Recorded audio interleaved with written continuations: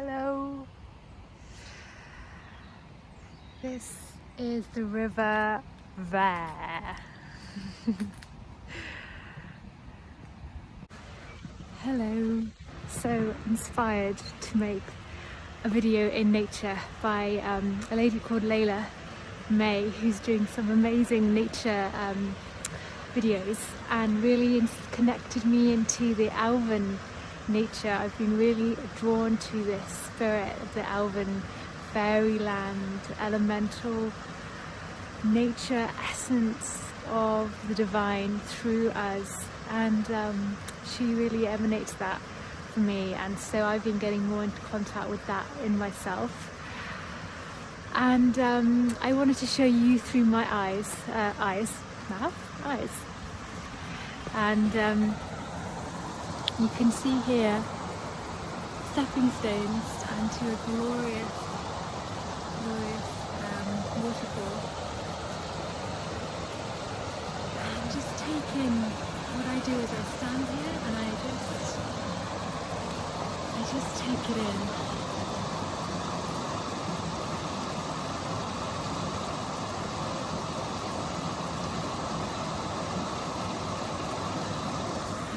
It feels really like,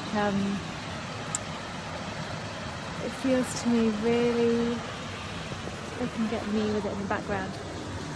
Can you see it? It's very round. I'm not very good at coordinating. Anyway, there you go. It feels really cleaning to be near this water, and it's so grounding to be near the trees and to be near the air beneath. So look at these roots. Look at these roots. And then look at this. It's kind of like a yoni, like a sacred narrow way in the tree. It's kind of cool, is it? Because so many people are doing videos. It seems quite natural to just be in nature on your phone, which is weird for me. I'm quite religious about technology actually, and I'm learning to let go of that a little bit. I'm afraid of being too plugged in, I guess, because I'm afraid of my sovereignty being taken through trading into social networks. Yeah, it really bothers me, and I think it's something which is perhaps for a lot of us an issue, because we're learning how to dabble in techno world and still feel very human and natural, connecting into the more primal part of us. So it's a real narrow way to be walking, figuring out that path between engaging with that world and just letting go of it completely. How do we mold and unify and marry those two parts of us, which, I wonder is also reflected in how we marry our inner masculine and feminine, and if you're in a relationship, how do you unify those two parts of us? So I'm going to come back and record a little more after I've walked a bit more.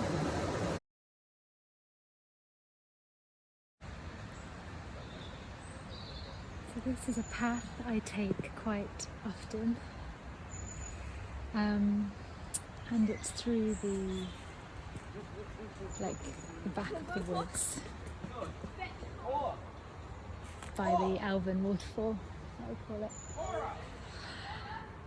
And yeah,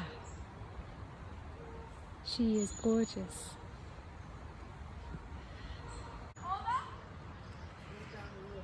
So I'm wanting to share a little bit about a reflective point on the documentary I watched, The Planet of the Humans, which was raising for me a lot of suspicions that I've been having about are we native? Are humans native to the planet? And I want to put out, I guess, kind of a controversial idea, and I don't believe that we're what I would like to suggest is what if as humans we are simply perceivers and partakers, simply tourists on the planet? What if we are here on a sacred mission, and this is not our home? I think we get so attached to, one of the things I really noticed watching the documentary is, there was an anthropologist sharing about how as humans we don't accept death as part of our narrative. And there's a guy called Stephen Jenkinson who is basically a death doula. If you don't know what a doula is, because it's not really a term we use a lot, look up the term doula, because it's just such an amazing term for so many different things, for birth, death, loads of kind of crossover points that we have. And and as I watched this part of the documentary, I was thinking, we are not accepting part of the transition of our time on Earth, which to me, we're not here as our homeland. To me, when I connect in with my multidimensional self, which exists in the present moment, my mum is one of my best friends, because I'll often say things and then I'll think, but my mum would say this, and it's often contradictory to what I say, and it does keep me in a state of dialogue. And so as I'm saying that, I'm thinking, my mum would say, but just because you're multidimensional doesn't mean that that's relevant to your everyday life. And I would reply, but it is relevant, because when we have that perspective and that context, we're able to be holistically minded and really care for the whole of our experience, rather than be limited to one time frame and one perspective, which helps us to really function in the divinely created way that we are. That doesn't mean that we're always going to be conscious and present of that, but it just means that we can really dig deep into our calling. And I feel that we're so focused on our stories, on our human life patterns, on our earth time, that we forget that we're just going to be leaving the earth. It could be tomorrow, I could drop dead tomorrow. And that would be me transitioning to it would just be, I would no longer be in this body, but I would continue to exist as part of my soul, as part of my spirit, soul being in God. I am so not conscious of what death feels like, but I'm so drawn to my holistic self that I feel 100%, I know that is me, and I can't say that I access that all the time, but when I do, I know it 100%, as far as I'm aware of. I guess the more we have experience of death, the more we understand where our challenges lie, and I'm fully appreciative of that. But I wanted to share that because I think if you can feel part of that emanation, you'll understand that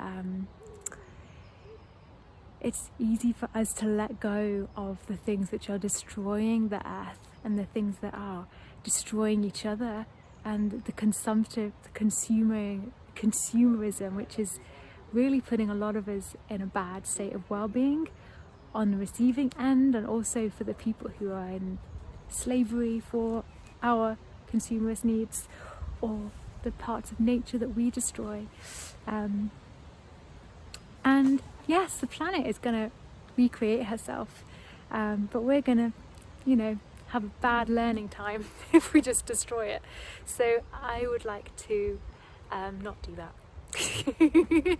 And part of my piece for today is that I think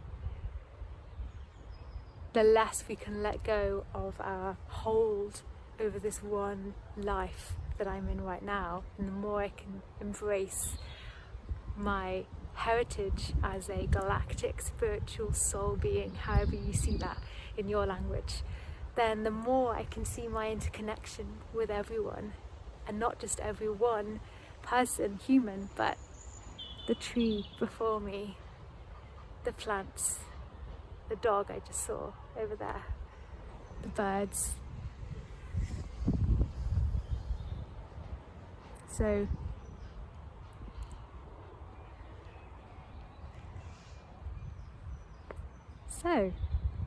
that is that share for that moment. Perhaps I'll be back.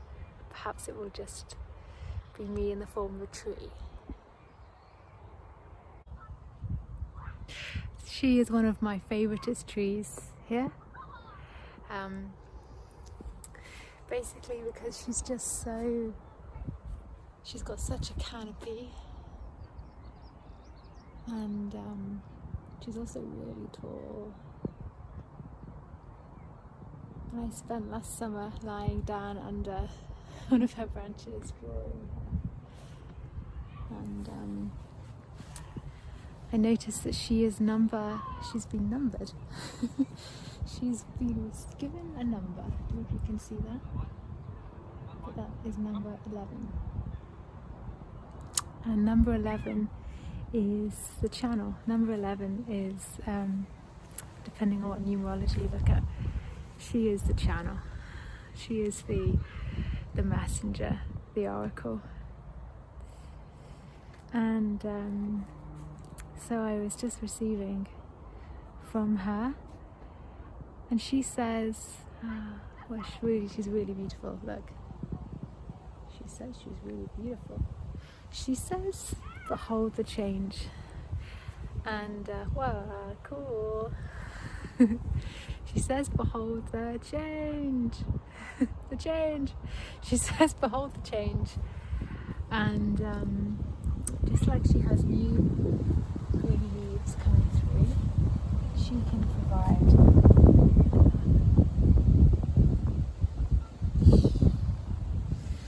can provide for a safe place for the change to occur. She is the holder, and she is representative of us being held in the embrace of nature, our mother and our father. And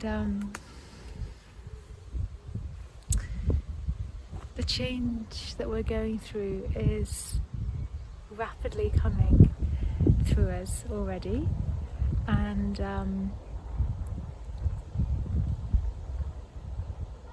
we're really supported in that. We're really supported in just being present and coming and showing up, and we're really safe in that change. There's nothing unsafe about it. And yeah, she's created the path for us. There's a little path around this tree that I walk quite often. She's created the pathway for us, and it really is just kind of going around in circles. We find ourselves going round in circles, doing spirals and spirals, ever present. And it's not that complicated. We just do whatever our feet fall into. And it's quite soothing if we just let ourselves fall into that rhythm, because we've created a society which makes us think that things need to be complicated, or let's create something new that no one's ever done before. and sometimes that's a stress. And it's not really, we're just doing our part as part of the whole. Like I said earlier in my reflections, we're part of a whole collective, one being, a multi-dimensional being, and we're just doing our one part. It's not very complex. It's not that we're simple and stupid, it's just that we're humble, you know? Our innate sense is humility. We have a part to play. Nature has a part to play. We're not the ruler of nature or the guardian or the steward. No, she is. This tree is. And we're the observers. And it takes, you know, it knocks our ego a bit to fall off our throne. We are sovereign, but we're not sovereign over other things. I don't believe that. I don't feel that anyway. I don't feel called to be sovereign over other things. I feel sovereignty over my own well-being, so that I don't cause more harm than good is more than enough. Gosh, yeah. This human life is such an adventure. So, coming at you from this place and reflecting on the responsibility of humble humanity and humble multidimensional awareness, which brings us smaller and bigger, because multidimensionality, being part of the universe, is quite a humbling thing. As much as it is expansive, it's hugely humbling, and the two things work together really well, I think. So yeah, thank you for watching me and for being with yourself, and yeah, I recommend the documentary. I'm not saying all the facts are correct, because I think a lot of people are unsure about that, but I think there's a very good essence coming through. Okay, bye bye.